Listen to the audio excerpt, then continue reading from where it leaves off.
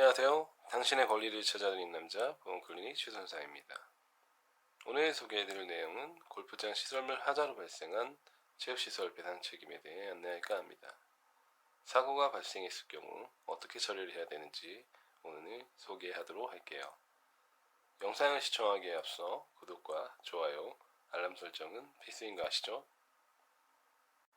야외 활동하는데 코로나 때문에 많이들 힘드시죠? 코로나를 얼른 극복해서 마스크를 벗고 생활할 수 있는 날이 찾아왔으면 좋겠네요. 과거에는 골프라는 스포츠가 비용이 많이 들어 일반인이 접근하기 힘든 스포츠였죠. 현재는 회원제 골프장들이 퍼블릭 골프장으로 전환이 많이 되었고 스크린 골프장이 대중화되다 보니 많이들 골프를 취미생활로 합니다. 저 또한 골프를 매우 좋아합니다. 운동을 하러 필드에 나가기 전날부터 왜 이리 설레는지 골프를 하는 분들은 공감하실 겁니다. 나가기 전 목표 타수와 계획을 세우고 나가지만 막상 나가면 내 맘대로 되지 않는 게 골프라는 스포츠지요. 필드에 나가면 카트를 타고 이동을 많이 하는데요. 대부분 캐디가 카트를 운행하고 경기를 진행합니다.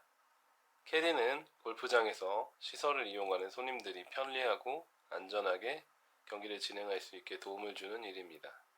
참고로 캐디는 골프장 직원이 아닌 자영업자인 건 다들 아시죠?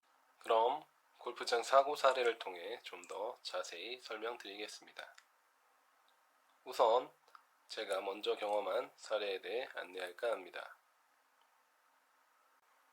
작년 8월 말 야간에 지인들과 퍼블릭 골프장에 가서 4인 노캐디 플레이를 했습니다.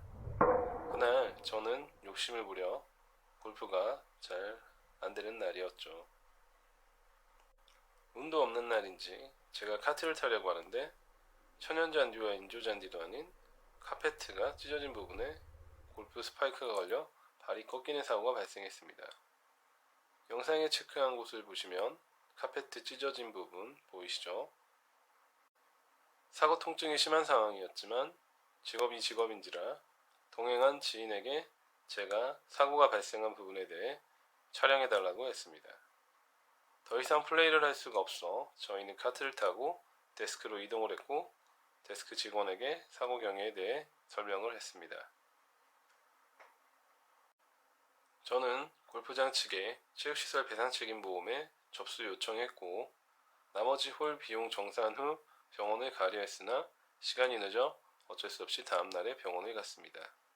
다행히 경미하게 다쳐 보목을 대고 일주일 정도 생활을 하니 증상이 조금씩 호전되었습니다. 그런데 문제는 사고 난 지 일주일이 넘었는데도 불구하고 골프장에서 배상 책임 접수를 하지 않았습니다. 몇 번이나 항의 전화를 한 끝에 배상 책임 보험에 접수되어 제 손해비용에 대해 보상을 받을 수 있었습니다. 만약 제가 이 일을 하고 있지 않았다면 그냥 모르고 넘어갔을 수도 있었을 겁니다. 제가 보상받은 체육시설 배상 책임 보험은 무엇일까요?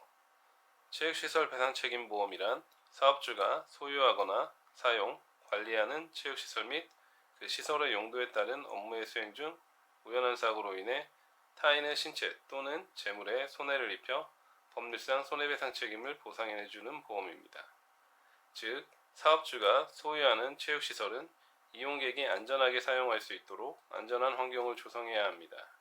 위 사항을 위반했을 경우 안전배려 의무 위반으로 사업주는 피해자에게 손해배상 책임이 발생하고 사업주를 대신하여 보험사에서 배상해주는 보험을 말합니다. 체육시설 배상책임보험 가입을 해야 하는 대상은 다음과 같습니다.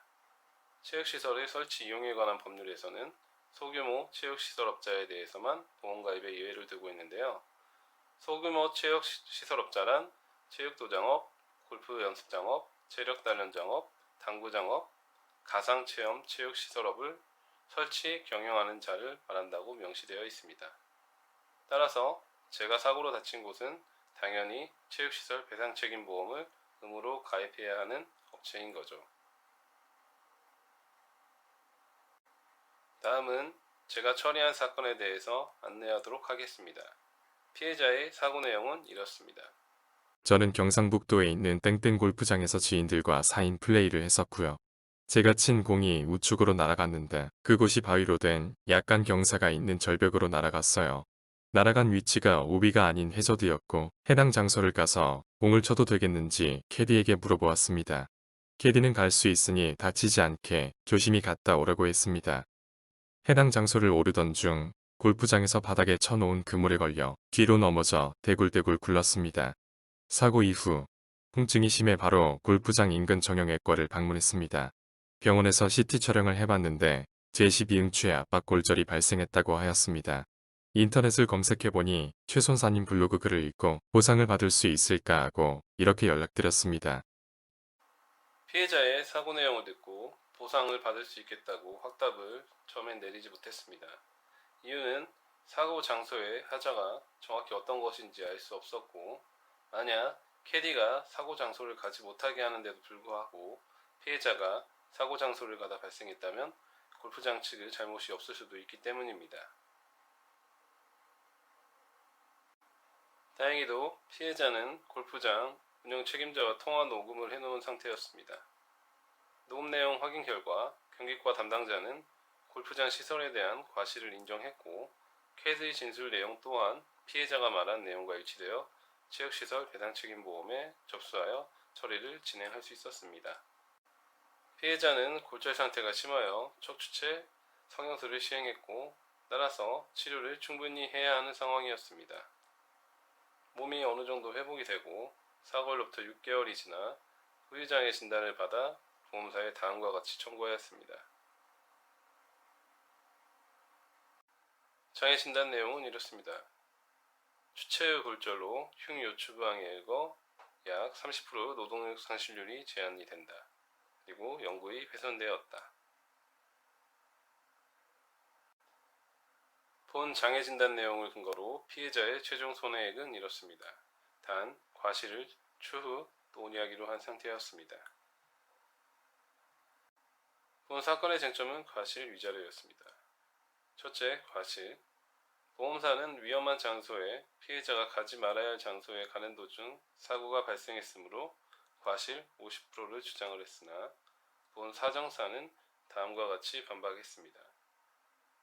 골프 플레이 룰 중 오비가 발생했다면 해당 지역에서는 플레이를 할 수가 없으나 해저드는 공이 떨어진 위치에 따라 공을 칠 수 있다면 플레이를 할 수 있다. 따라서 피해자가 공을 칠 수 있는 곳으로 가던 중 사고가 발생했고, 해당 장소의 위험성에 대해서는 경기 운영을 하는 캐디가 적극적으로 말렸다면 가지 않았을 것이다.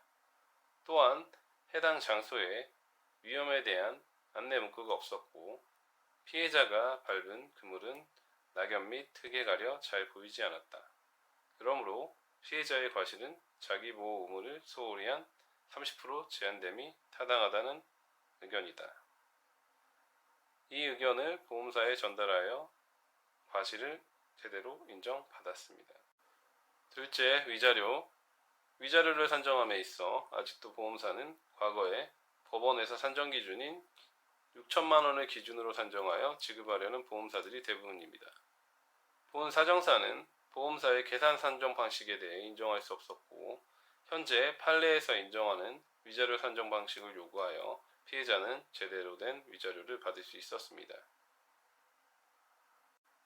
체육시설 하자로 사고가 발생하여 보상을 받는 것은 매우 어렵습니다. 사고 경위를 토대로 과실을 산정할 때 보험사는 자신들에게 유리하게 해석을 하는 경우가 대부분입니다.